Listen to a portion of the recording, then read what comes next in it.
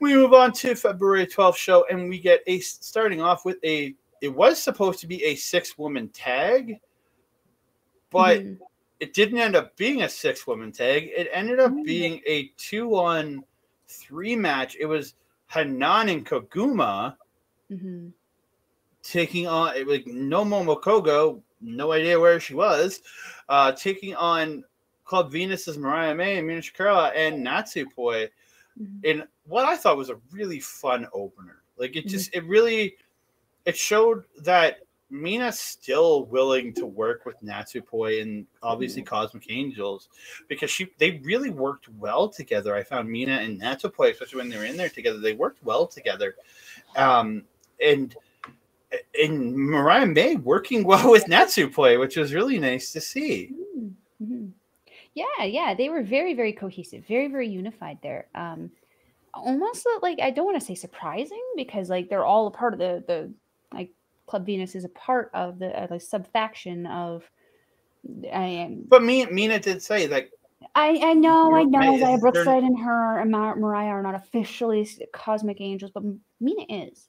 They're affiliated. Like they're Cosmic Angels associated. They're affiliated enough. They work well together. Yeah, very much. Natsupoi doesn't seem to give a shit. Like she just loves everybody and everything. Yeah, I agree. This was a very fun opening match. Definitely, obviously, the star of this one, though, Mina Shirakawa. Oh God, yes. Yeah, she dominated. She dominated every time she was in there. The spinning back fist, the green. She hitting Kenta's green killer. That rope drop DDT onto Hanan. Dude, so good. But in the end, Mina Shirakawa getting the win with the glamorous sword, which is a running enziguri onto Hanan, getting the win. I love the name of that, the glamorous sword. Yeah, I love it when wrestlers have fun names for their moves. Love that. And I got to give big props to Hanan in this match. Did a way better finisher than Suri ever could. I can tell you that right now. Shots fired. Something also I noticed was Poi. Natsupoi. Again, I mentioned it already. She was a cheerleader this whole time. Cheerleader the whole time for Mina. Especially at the end there. She was just hugging everyone. Yay, we won. I absolutely loved it. Something else that I wanted to note is that I love how Mariah calls for Mina. She doesn't call for like Mina. She actually calls Venus. Did you notice that? Yeah, I did actually. Yeah, I really, really like that. She's the Venus. She is, yeah, but she, obviously the other Cosmic Angels are going to call her by whatever it is that they call her. But I just really enjoyed that little detail because it shows how much, they've kind of bonded together in this time over. Yeah. And Koguma is awesome. I don't think we've mentioned a ton about her. She's always fun with the ears and stuff. I just love her. So quick, that girl. So quick. And Xia Brookside out of the country right now. Back in, I think she's back in England. She was back in England on that weekend working other wrestling shows. So that's why we didn't get no Xia Brookside on the. And the fact is, Club Venus has already wrestled all 7 of their matches, so it's not like they're going to be wrestling anymore. So she could take off for a week or two if she needs to. But yeah. But yeah. Wow. This was fun. Yeah. So we move on to what I thought probably was my match of the night.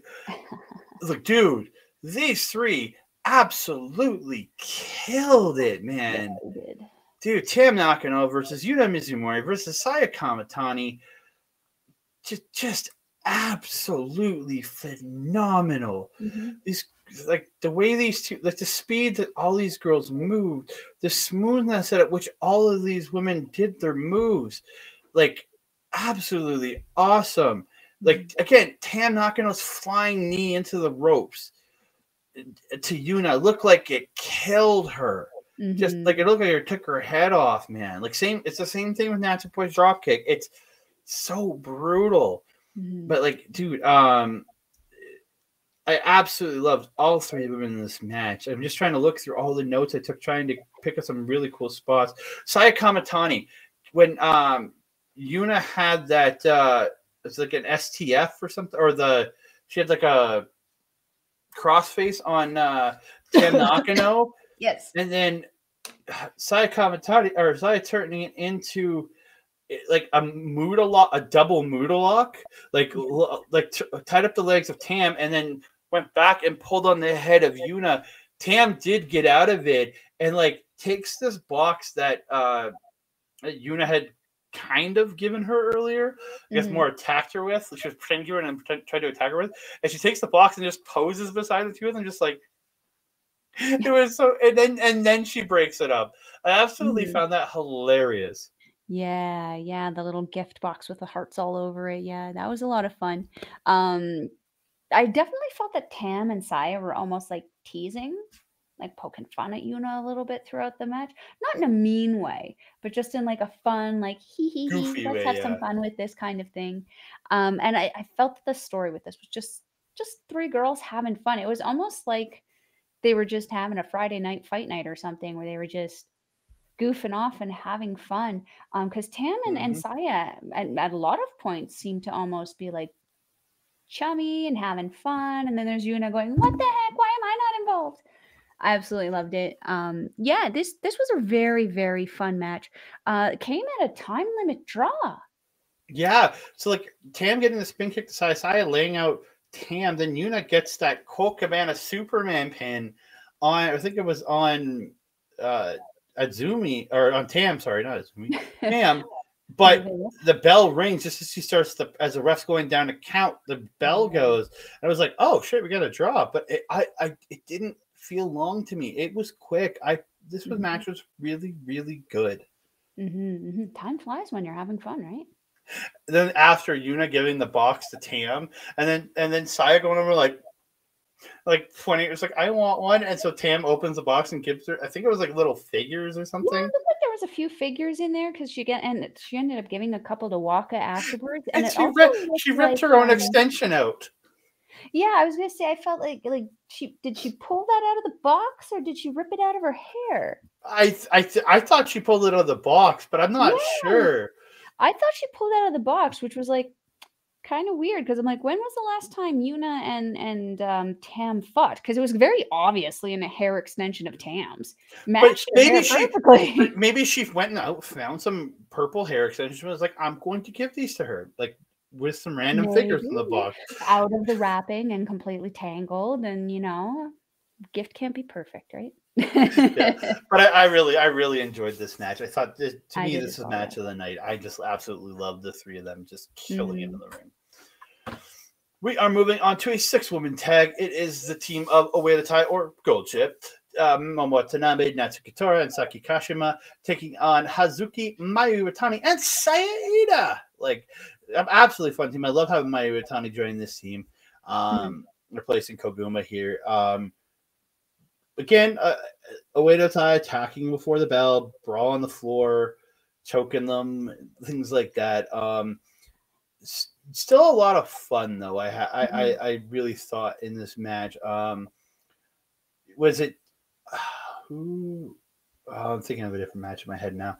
Oh, my brain's all over the place. Never mind. I'm not going to go there. But just I thought really fast-paced, fun match roll this with a great, like the Kashima's did towards the end of the match, did this great like bridging butterfly suplex where she hit the butterfly suplex and then swapped her arms around real quick to keep the bridge. I thought really good, like great ring awareness into how to keep that bridge there. I agree. One thing I wanted to mention at the beginning of this match was when Oedo Tai or Gold Chip was coming out here, they spotted their fan section. Much like we are the nasty section at any kind of local show where Nasty Nate is.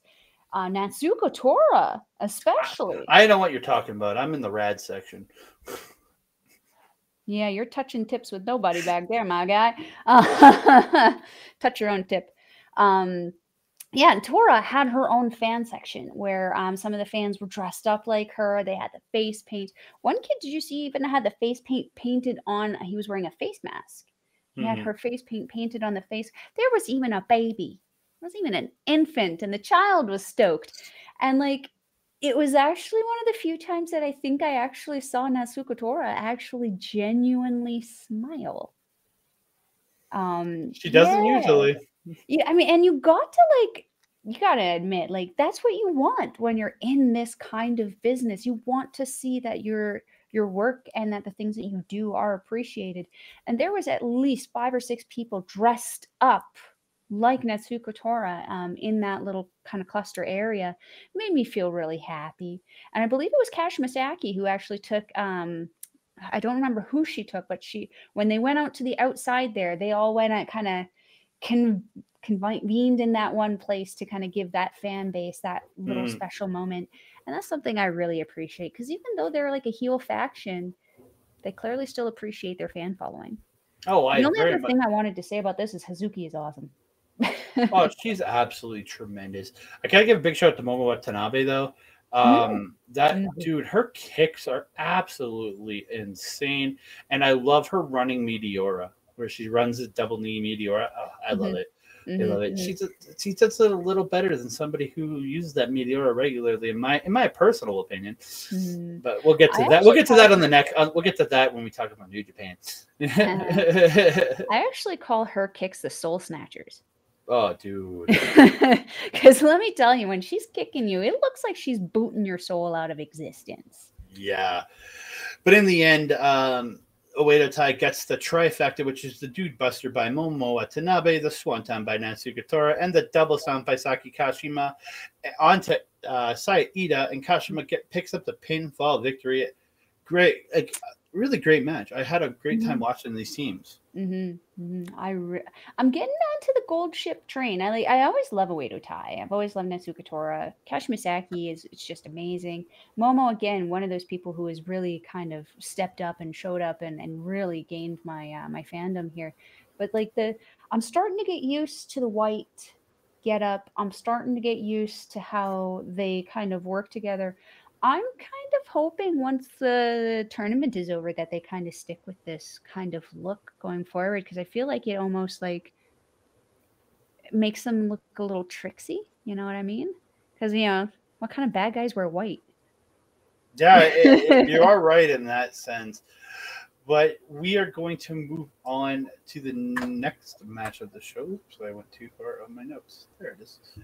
It is Queen's Quest, Azumi, Miyu Amasaki, and Utami Hayashishita taking on God's Eyes, Amisore, Mirai, and Suri.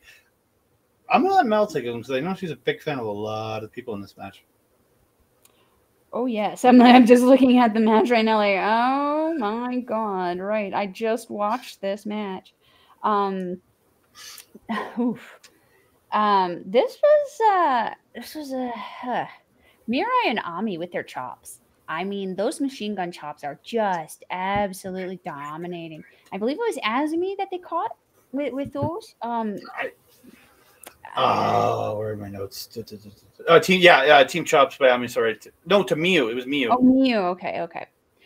Someone got the chops on Azumi later in this match. It must have been Ami, a one-on-one situation. But I think it was a one-on-one that one. But the double team chop. Yeah. Yes, I have a speed chops by Ami to Azumi. I have written I actually didn't see what happened with Mirai's knee, but there was definitely some buggery going on with her knee at the end of the match here. But yeah, you're absolutely right. There's so much for me that I loved in this match. I mean, Suri again. Don't give her the title. Please don't give her the title. Just let her be Suri. She's awesome. Utami Hayashishita and her just I want to see them go again. I want to see that one-on-one match. The end of this one coming with Mirai submitting Miyu with that Miramare, and then still struggling with that knee afterwards. She had her pad down. She was struggling to walk afterwards. A little bit concerned. Well, no, it was Miyu got a knee bar twice onto Mirai twice in the match, pulling a knee bar. So that's, I think, was Mirai selling the knee, selling the knee bar's effects in the match. Because Miyu got the knee bar twice. Sell. It just, she was selling really good at that point, to the point where I was like, what's going on? I've never seen her pull the knee pad. She's good at her job. She is. I believe she won an award last year for the Stardom, not this recent one, but the one before, where she was Superstar of the Year or something like that. Not sure. I remember seeing her holding a very fancy trophy in a very pretty dress. So we're gonna go with that. Yeah, this one was a lot of fun. What did you think about this one, Andre? I had a really good time watching this. Like, I'm really impressed by Mia Masaki. She's really stepping her game up. Again, being the cannon fodder in this match, getting pinned, but still looking really good in my opinion. Mirai too. She's the one Quiet to me, Riot. the one person in God's Eye that I'm really a big fan of. Because I'm not a big fan of God's Eye's unit as a whole, but Mirai impresses me every time she steps in a dang ring. That wheelbarrow into that half Nelson slam. Oh, I love it. I love it so much. She is power. She is grace. She's the Quiet Riot. I love it. Mm-hmm.